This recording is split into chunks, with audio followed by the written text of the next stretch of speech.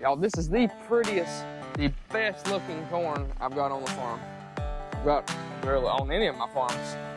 Nice crooked roads. Jack and I, we're just riding the long roads now.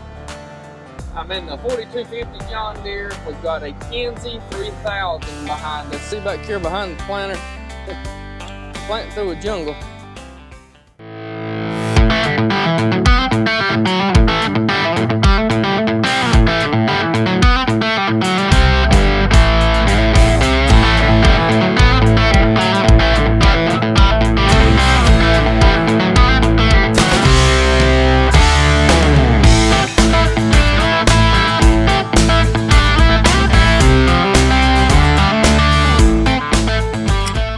Good morning, guys. My name is Luke. Welcome to Ruth Farms. Today is Saturday. I think it's May 25th. We're out here in a cornfield. We got my Wilmar 745. We're getting ready to do our post-emergence application of a herbicide. I was just going to show you guys this field right here. Last year, this was CRP ground basically. This is the Smith farm. This field that I'm standing in right now, this was a complete and total failure of a soybean crop last year. Complete and total failure. I didn't even bring the combine over here. The beans never got above about 6 inches tall. So yeah, I was pretty disappointed, and I really didn't have a lot of faith in this corn. Y'all, this is the prettiest, the best looking corn I've got on the farm. I've got really on any of my farms. Look at this corn. Ain't that beautiful?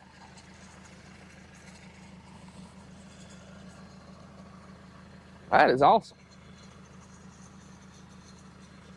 This, as of right now, this is the best looking corn I got. It's only about an acre and a half patch here, and the deer demolished it last year. But you talking about a beautiful corn crop right now. Holy cow. This is it's about an acre and a half here, and I put between about 7 and 8 tons of chicken litter on the whole field, which was probably overkill, but I knew this was very, very, very poor ground. But look at what it did to this corn. Wow. Very blessed. This corn here is really way too late for me to be spraying with herbicide, but I didn't realize it was this good and this tall. This over here, this is more like what my other corn looks like, about this height, but that out there, dang right. We got a pretty big day planned today, I hope. I'm finishing up post-emergence herbicide on our corn now. I haven't filmed a whole lot of that. My spraying videos never do good, and I really haven't had the time to mess with videoing and everything. We're trying to get done.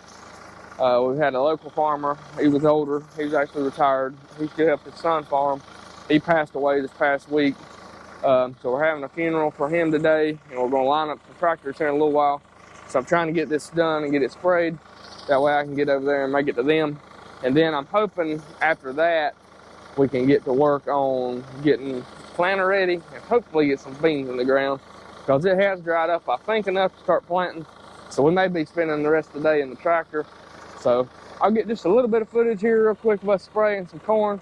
And then after that, it'll be on to the beans. This is our CRP ground. That's some pretty corn out there. Amazing what chicken litter will do for you.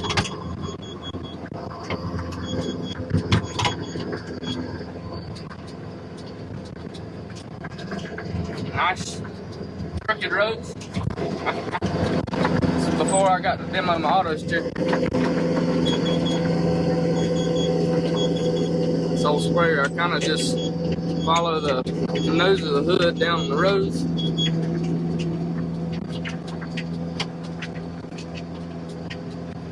That's about right.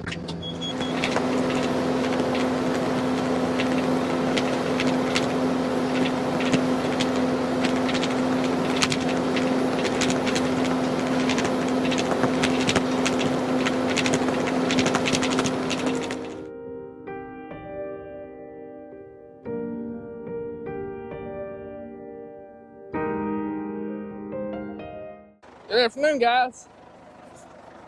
I'm putting some beans in the planter here. I don't have a pro box chute, So I'm just using a piece of cardboard.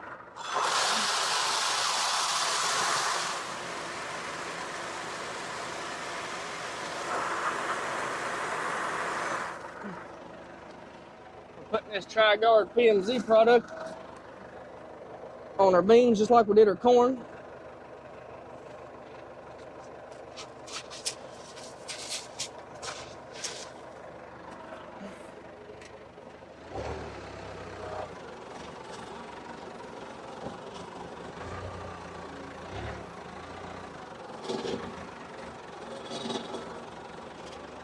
I think I'm about to get into this.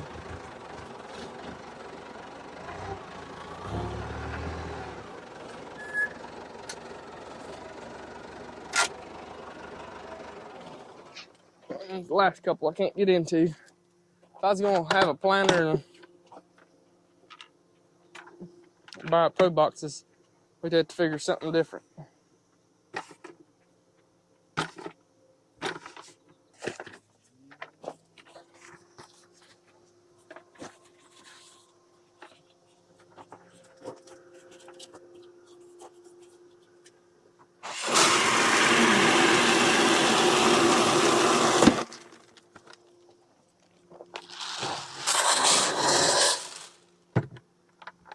Welcome back, guys. We're in the cab of the 4250 here. Jack and I, we're just riding the long roads now.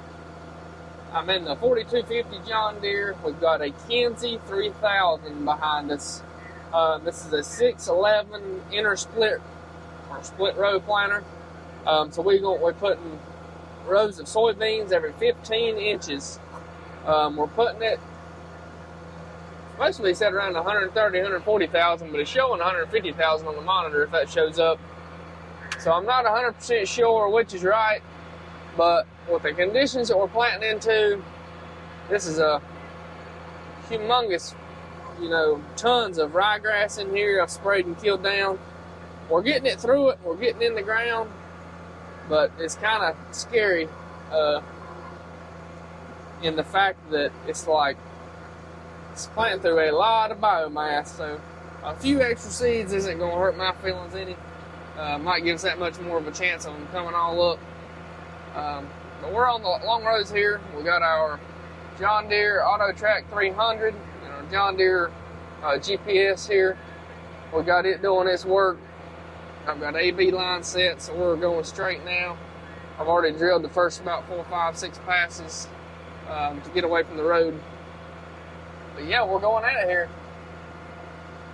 It's a beautiful afternoon here in North Carolina. It's finally drying up enough that we can plant. It wouldn't hurt my feelings if it was just a little bit drier, but it's doing all right.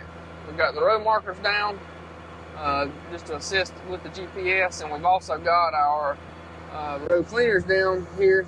Y'all can see them moving down there. This is my neighbor's planter. They were nice enough to let me borrow it and try it out. I was wanting to see how one of these worked and how I like one, because we're highly contemplating purchasing one. So it's a very neat planter, very neat setup. I've done a lot of work to it. My neighbor had just purchased it, and I went through and set all the gauge wheels the way they're supposed to go, put some bearings in it. Had some troubles. We put a brand new set of coulter blades on it, no-till coulters, and I could not get it to go in the ground. Not even in this field, in a good field. And I just couldn't get it to go in the ground.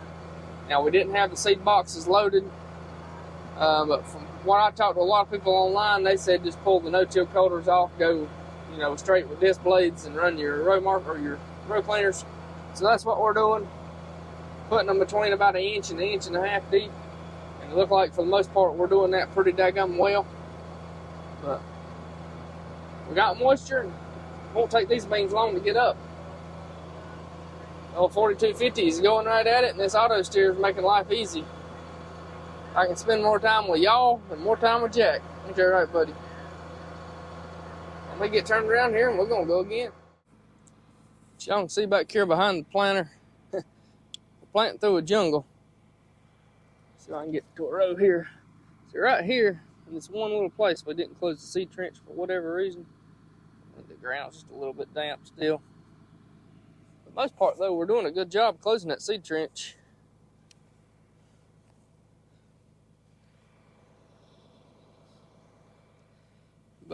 dig down here.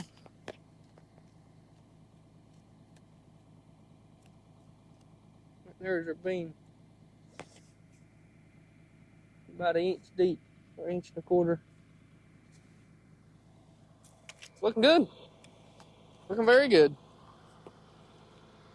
It's kind of stressful planting through this cover crop just because I ain't gonna say call it a cover crop. I picked this field up here just a little while back, and the previous farmer hadn't got it killed down yet. It wasn't a cover crop, it's just wild grass come up.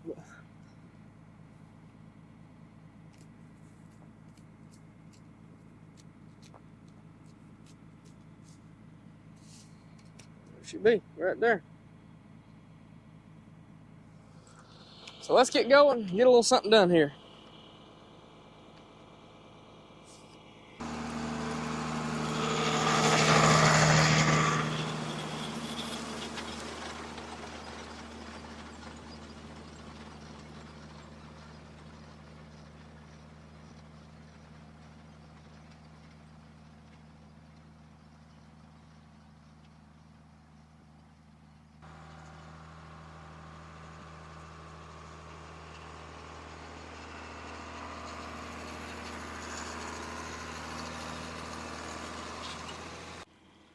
Here's the planter here. As you can tell, it's still a little tacky out here in places.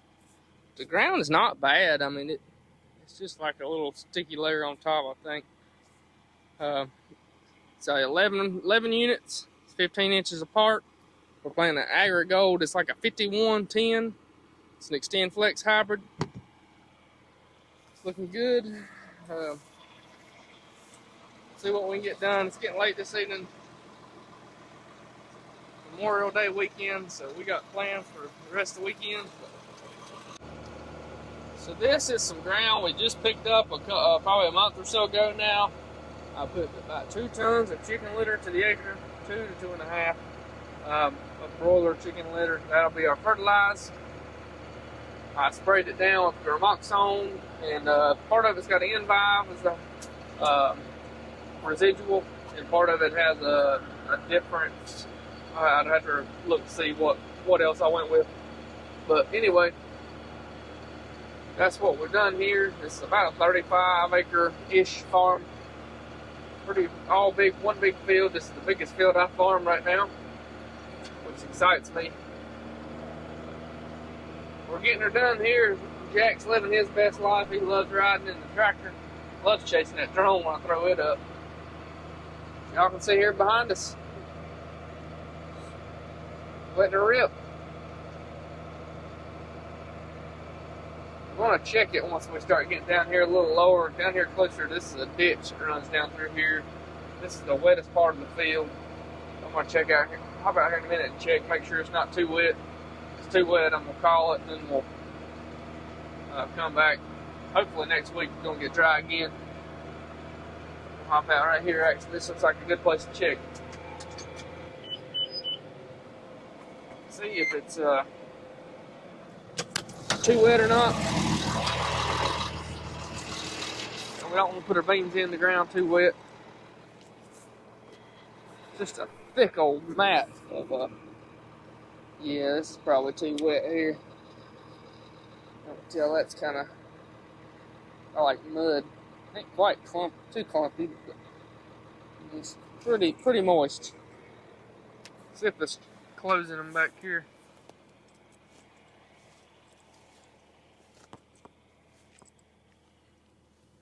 You can see back here, it's kind of smearing it.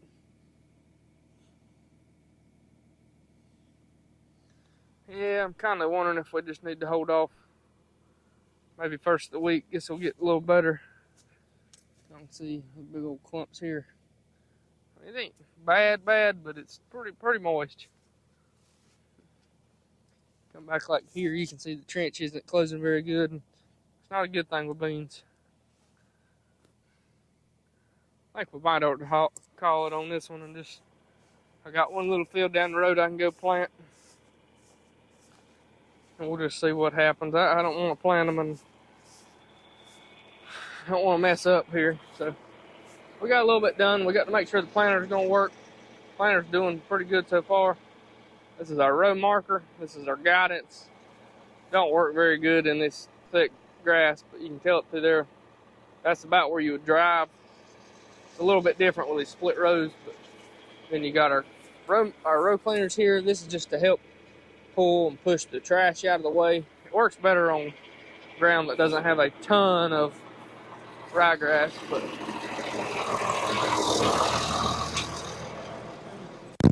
anyway, I think we're gonna make it to the end of the field, and I think we're gonna call it until it dries up a little more. Like I said, I don't want to get in too big of a rush and mess up and then regret it. It's a lot of money's worth of seed back there behind me, so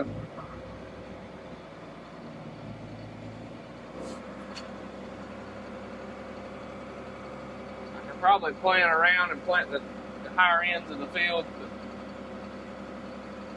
I think we'll be better off just to call it. Yeah, here our row cleaners are trying to wad up a little bit here. It's getting a little moist.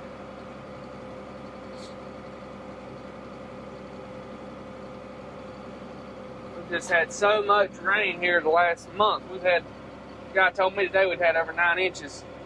It's a lot of rain. If I would have known we was going to keep getting these rains, I might would have just let this annual ryegrass keep growing and then killed it a little later on, or like right before or right after I planted. That way it helped suck the water out of the ground, but I didn't know we was going to keep getting this much rain, so you win some, you lose some. Y'all can tell that row cleaner down there is getting watered up on the end. When I get to the end of the field, I'm going to do it back there and I'm going to knock it off, and then we're going to go to that other little field and knock it out. I think it's literally an acre. It won't take long to knock it out, but go knock it out, and that way we can say we got a little done. This isn't going to be exact here because of I have to, my tech just finally give me the whisker switch that I can mount on the planter so that it'll turn the work on and off automatically. But according to this, we planted around 7 acres. That ain't bad this evening. By the time I got the drill loaded, or the planter loaded, got everything figured out, and I've been in and out of this tractor 100,000 times making sure it's right, because I want it to be right. But if it don't rain Monday, I think we can get out here. Probably Tuesday or Wednesday and finish. Maybe it's going to be 90 degrees tomorrow, so we're going to get some drying tomorrow. But it's just still too wet down there in that holler, and I don't want to plant it. It's too much area down there to plant it and it not come up. It was just a little speck like it was in my corn. No big deal, but there's probably a couple acres down there in that low-lying area, so we'll just call it on that one. Well, you guys, Jack and I have made it back. Jack and I have made it back to the shed here. It's a little after 9 o'clock. I got some smaller patches knocked out. I just felt that big field was a little bit too damp down there in the lower spots. We're going to hold off on it till maybe next week. Some chances of rain, I think Monday. If we get that, then I guess we'll just see how long it puts us off.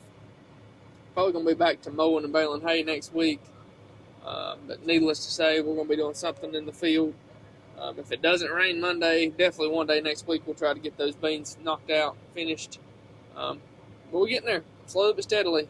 It's only about the 1st of June. We're just now getting our beans planted, but that is what it is. Hello guys, welcome back to the farm. My name is Luke, and this is Ruth Farms. I've got Jack here. We're in the John Deere 4250. Y'all can see here. We've got our Auto Track 300 auto steer working. Y'all can see back there. We got the Kinsey 611 planting. We're going through some very heavy ryegrass.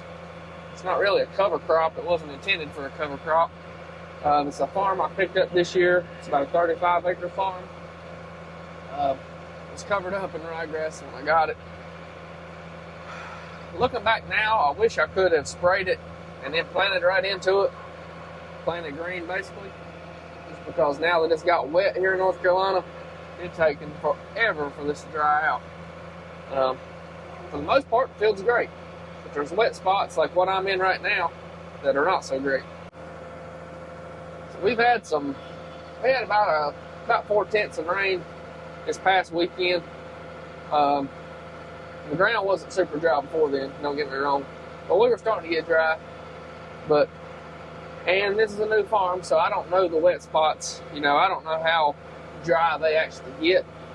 But I do know that when this was green, albeit before we got a lot of rain, I was able to get over this whole farm with our litter truck, spread chicken litter, which was our what our fertilizer for this is. I put about 2 to 2.5 tons of chicken litter on it.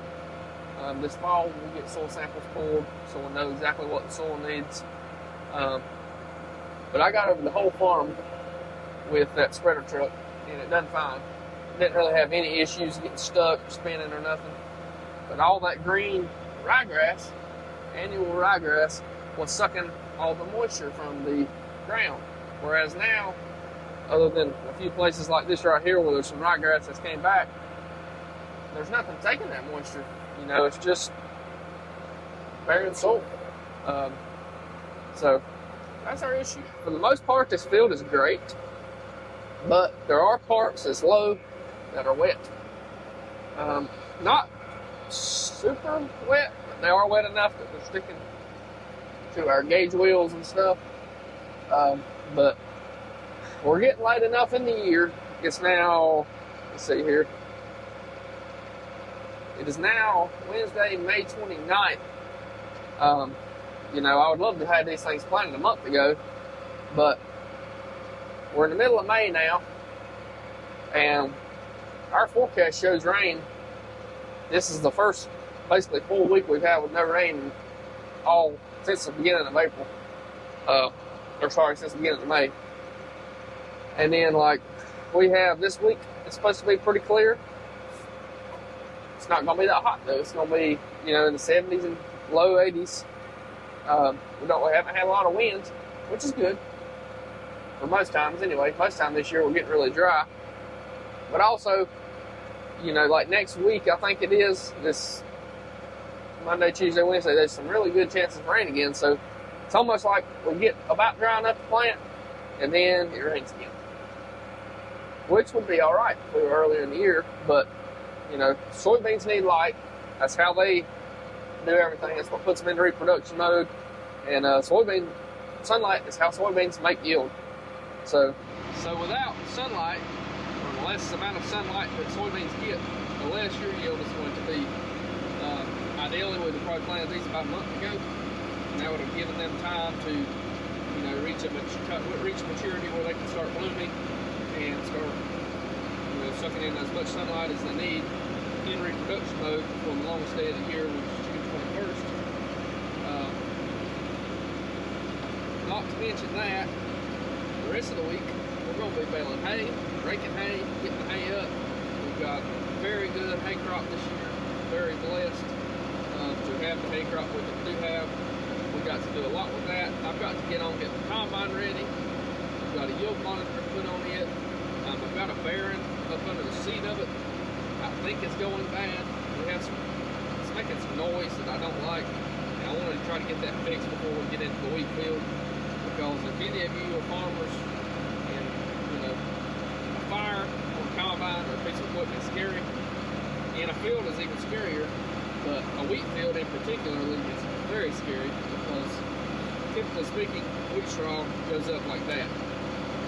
We had a neighbor a year or so ago that his combine caught on fire. He lost 10 acres in probably 20 minutes. Maybe not even that long. And it's hard to put one out. You might have to have a tractor hooked to a disc or something to, go over the ground and make it inhabitable for a fire to live in. So, hopped out here for a minute, stretched my legs. I got to find a bathroom around here.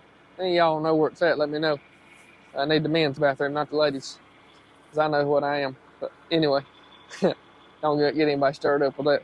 But I got here, I want to check my seed boxes here, make sure we still got seed.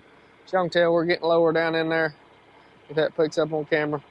We're getting on down in there pretty good. Still got enough to go for a while. When I talk about my row cleaners on the planter, this is our row cleaners. A lot of these have smaller wheels here, and they have like a disc inside it that cuts the trash out of the way. Y'all can tell here, this is kind of what it's doing in here. It is definitely helping kind of push some of this material away, but every now and again it'll rip a whole clod of this grass up like this, which I think is all right. We're still planting into it, but if y'all can tell there, we've got some really good root structure. I mean, there is a lot of roots in there, so this ground is, even though it's pretty moist, it's still mellow. But the previous farmer who farmed this field, he had, for about as long as I can remember, had let the ground always get covered up with ryegrass like this. So it's had a good cover crop of ryegrass for years. So this ought to have really helped with some compaction issues, hopefully, on this field. But we're getting her done. Y'all, Kenzie 3000 is doing a pretty good job.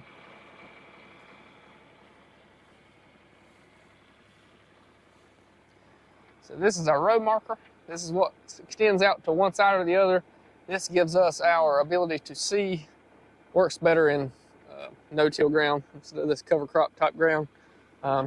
Each of these wheels on either side of the unit right here, these are our gauge wheels. We set them with this knob. What this does is this sets a certain depth that we want our planter to go. We've got them set between about 1.25 inches, 1.5 inches for the seeds. These are our disc openers. Most planters have a double disc opener, which means there's one disc on this side, one on the other side. That cuts a V in the soil, which allows our seed to fall into. If you can see right, let's see here. You can kind of tell right here where the closing wheels haven't went yet. This is where our seed trench is. If you can see that soybean down in there. And then when our closing wheels come by, it closes it up. And these are our closing wheels. There are many different types of closing wheels. These are just, standard for this planter. If we get a planter, I really hope to get a spike tooth. It's supposed to help close the trench up a little better. But anyway, old planter's doing pretty good. Just hop off here, check everything out, make sure we haven't lost any gauge wheels like my neighbor did on his John Deere. Make sure I don't see any leaks or anything. Like I said, I checked our seed depth, make sure we still got plenty of seed in here. And we're still putting our seeds about 1 inch, between 1 inch and 1.5 inches. It does vary a little bit. With soybeans, that's not nowhere near as particular. Corn, you want it to be perfect. Soybeans, I mean, obviously be great to be perfect, but as thick as this cover is out here, the fact that we're getting seed in the ground and the ground closed, I'm tickled to death. Anyway, we're just going back and forth here. We got our John Deere Auto Track 300 here, hooked up with our John Deere GPS. We got a receiver, it's a Starfire 7000 on the roof. This right here is using Starfire or SF1 satellites, so we're accurate, I think, within like 4 inches, which is more than plenty on beans. And y'all can even see that the row marker track is right there where my finger's at.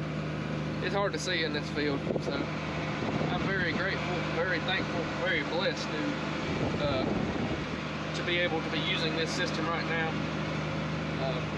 Like I said, I appreciate the neighbor letting me use their Kenzie planter. I've been looking to try out a planter like this, split row. We're looking at potentially purchasing one between now and next year. I said this last year, I want to pick one up this year, but it just hadn't happened, guys. So hopefully with us picking up some more acreage, hopefully we'll have some better crops, better yields, maybe have a little more money to spend next year. We'll just see how it goes. Here on my farm, I work a full-time job. I do electrical work for a living. That's how I make my full-time living, pay for my mortgage on my house and everything like that. My wife also works a full-time job. She works in organic auditing. She audits organic, different types of organic, like farms, produce, different things along those lines, to ensure that their organic integrity is correct. Which is quite funny when we're conventional, or we're more of a conventional and GMO farm. We do spray chemicals. We go genetically modified crops. For those of you who may not know what GMO crops are, there's a lot of rumors around them and stuff that a lot of people don't know what they are. But needless to say, the GMOs that we use, such like in corn, that's a spray Roundup. It's also got like the BT genetic, which is to help insects and worms in particular from getting into corn. I'm sure there's a lot more different types of GMOs. A lot of people think they're the devil and they're terrible and this and that, but that's how in our modern days, with the smaller amounts of acreage that we're running, just because people are building houses and things like that on farmland. People are taking farmland, taking farms all the time. Luckily, it's not too bad here in my portion of North Carolina yet. People are buying, you know, what used to be fields and turning them into little cookie cutter houses, which for me as a farmer is aggravating because, you know, we're losing land to farm and grow our crops on. And, you know, a lot of people are under the thought process that we have way too much and you know, we don't need as much land and to produce as much as we do. But these are also the same people who want, you know, farmers to go organic and, you know, back to more conventional methods where you're not raising as much, you know, not getting as many bushels to the acre and things like that. I was speaking to my grandfather the other week and kind of asked him, you know, what was a good corn yield back when he used to farm. You know, GMO corn, I don't think had come out, especially earlier in his career. You know, for them, 100 bushel corn was pretty good. And last year, you know, my first year, we had corn 170, 180 bushel.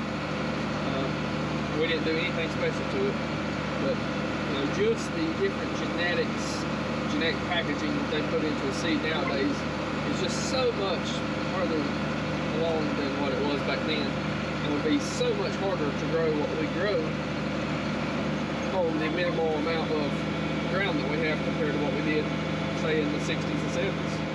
So I just pulled up a statistic here.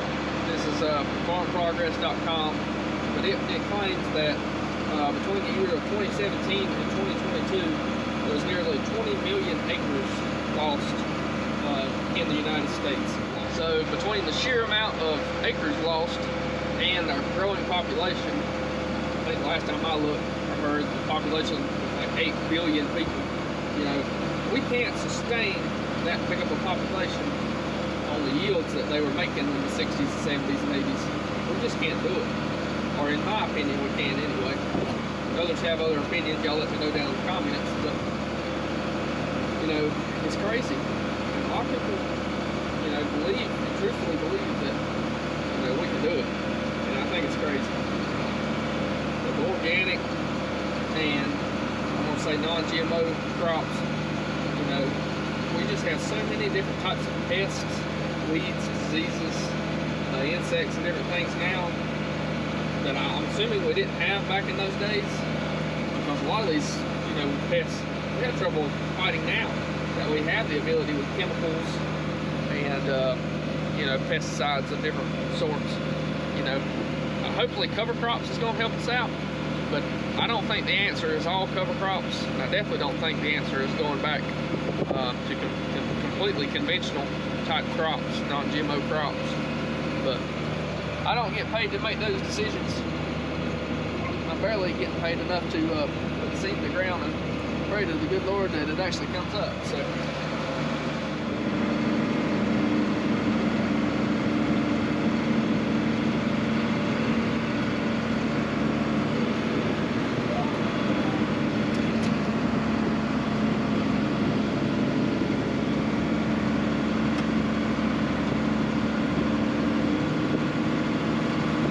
Y'all just saw, that was kind of my standard turnaround procedure for this auto steer unit.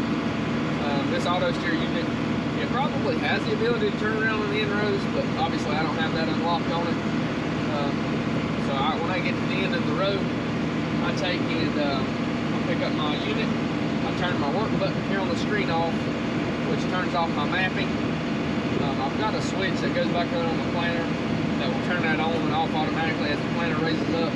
I just haven't had time to sit down and put it on there yet. So I've just been doing it manually. I turn my steering wheel, which disengages our auto steer, and then I turn around and get just about back to where I need to be. I I will press a button here on the side of the steering wheel, which activates my auto steer. It'll automatically pull me back into my straight line, and then I turn my work button back on, and I'll let the planter down. Then we just set sail and do it over and over and over again. Slowly knocking this field out. I think we planted about 8, 9 acres in this field so far this season. So we're definitely getting a little something done. I'm very happy.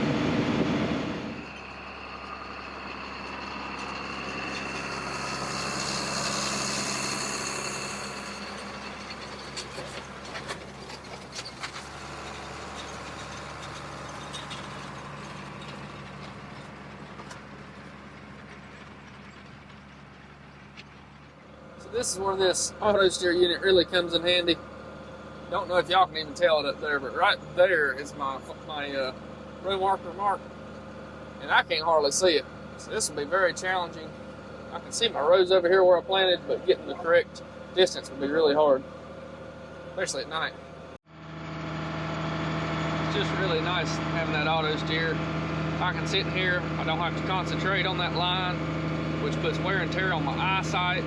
You know, strains your body. You'd be amazed at how much it actually strains your body, especially us going from a 10-foot grain drill, and I do a lot of planting at night. You know, constantly looking back at it, trying to make sure you're not too close, again, not too far away. This way too, I can also keep a check on my planter back there, make sure we're not missing or overlapping, or something's not wrapped up or tore up. Get to the end, raise my lever here to raise the planter up. Got to disengage that. My auto steer's already disengaged. Then I just turn hard.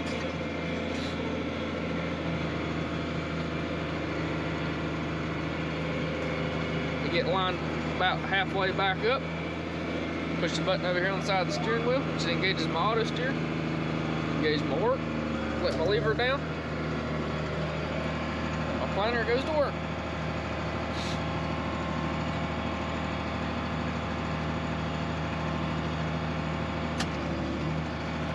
That's all there is to it. I would be stressing pretty hard trying to see right now, trying to see that little line right there if that shows up. That's all the row marker's doing in this thick annual ryegrass. But y'all can tell on that GPS, we're putting them perfectly side by side. Not exactly sure how I'm going to edit this video or what I'm going to include in what. This may be the end of this video. So if you guys will, give us a like, leave us a comment. If you're not subscribed, subscribe to us. We got lots of cool stuff coming up. We're going to be getting into wheat harvest here very soon. We're in the process of making some hay while we're planting these beans. There'll be lots of cool stuff coming up. So I appreciate every one of you. If you will, just give us a comment. Like and subscribe. Appreciate y'all. Have a good one. God bless.